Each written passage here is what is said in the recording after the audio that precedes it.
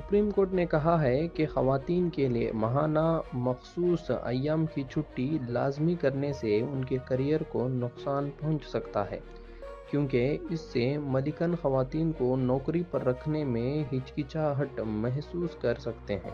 वज़ीर आज़म मोदी ने LPG supply के बहरान पर बात करते हुए कहा कि उन्हें 140 करोड़ हिंदुस्तानियों पर पूरा भरोसा है।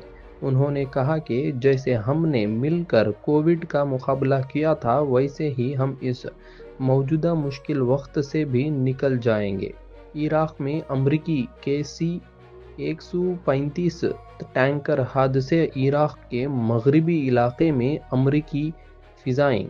उत्तर प्रदेश के बुलंदशहर की शिखा गौतम, जिन्होंने यूपीएससी में 113 रैंक हासिल करने का दावा किया था और जिनका जश्न मीडिया में भी छाया रहा, उनका दावा गलत निकला है। इंक्वायरी के बाद पता चला कि उन्होंने मेंस इम्तिहान ही क्लियर नहीं किया था और असली कामयाबी हरियाणा की शिखा ने हासिल की थी।